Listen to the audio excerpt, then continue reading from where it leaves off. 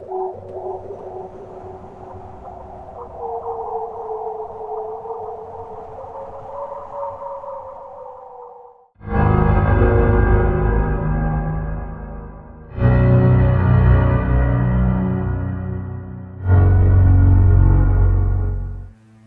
I was in the 6th grade, me and my friend Danielle would grow out our nails, paint them wild colors, and then pierce the tips. We would buy packs of studded earrings at the dollar store, then force the earrings through the tips of our fingernails. I like to wear the little fake silver crosses. Danielle always wore hearts. We had to do this every couple of weeks. Our nails would get too long and we had to trim them. And then we'd have to paint them and pierce them all over again. I like to paint mine black. It was 1997 and the movie The Craft was very significant to me. And junior high had just started and the witchy look was my thing. I also sported black lipstick, the cross choker, and Doc Martens. I felt very strongly about my look and it was a really good feeling. One day I was sitting in class when a boy who sat in front of me turned around and stared at me for what felt like a really long time. "What?" I asked. "Why do you do that to your nails?" he asked with a really disgusted look on his face. Like all black and with earrings through them. It's weird." "No, it isn't," I said, even though I didn't feel so sure. "Yeah, it is, and so is black lipstick. It doesn't look good." Then he turned around, and that was it. After that, I stopped piercing my nails and wearing black lipstick. All students had to take part in public speaking. Some people wrote about their dog who had passed away or their favorite hockey players. I had just seen the movie G.I. Jane, and it inspired me to write a speech about feminism. I went to the library and did some research. I read Simone de Beauvoir and Audre Lorde and Betty Friedan. I loved writing and speaking, and I was very passionate about the topic.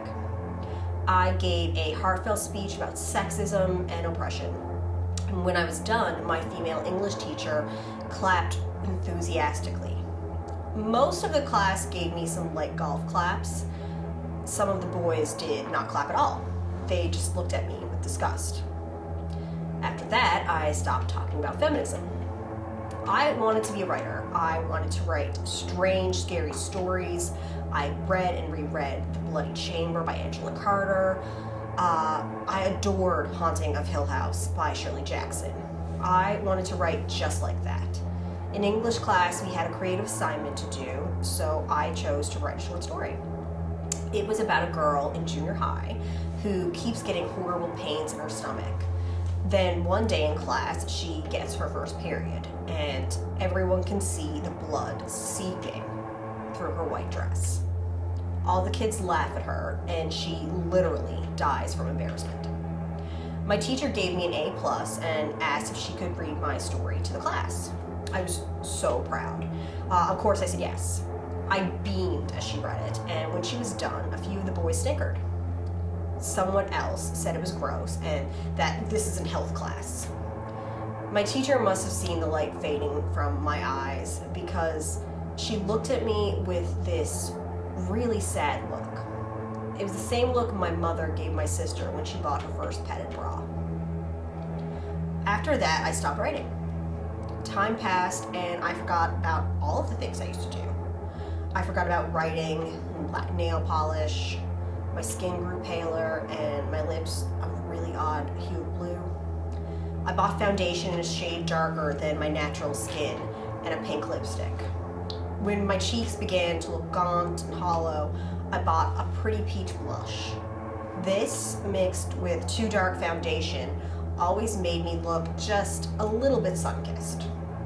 I applied thick layers of mascara, so I always looked drowsy because my eyelashes were so heavy. I had stayed in track. It was the one thing I enjoyed that didn't seem to bother anyone. But after a while, I had no choice but to quit. I just couldn't move that fast anymore. I liked math. I could work quietly at my desk and no one would ever know how well I was or wasn't doing. But as the months passed, I couldn't focus. I couldn't hear the teaching and speaking and read the numbers on the chalkboard. But they stopped making sense to me. I started getting simple equations wrong. My stomach would grumble and I could smell the sweat of the boy sitting in front of me. I could smell copper, but I couldn't do fractions anymore. Flies began to pick at my scalp. Not everywhere, just on the spots where hair had begun to fall out. No one noticed, not even my parents. I'd come home from school and examine the new empty spots on my head. I'd pick at the fly bites until they began to ooze. I saved up my allowance and went to the beauty shop downtown. I bought clip-in extensions, and every morning I'd get up at 5 a.m. to clip in my hair and spray it in place over the bald spots. Then I'd put on my fake eyelashes so no one noticed that my real ones had fallen out. Everyone thinks I am really pretty. I think I used to enjoy public speaking, but I can't really speak anymore. I can't wear fun nail polish because my nails are gone. Cute boys talk to me all the time now and tell me all about themselves. I sit there and listen and smile as much as I can.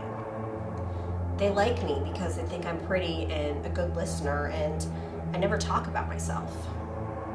I just sit there and quietly stare at them.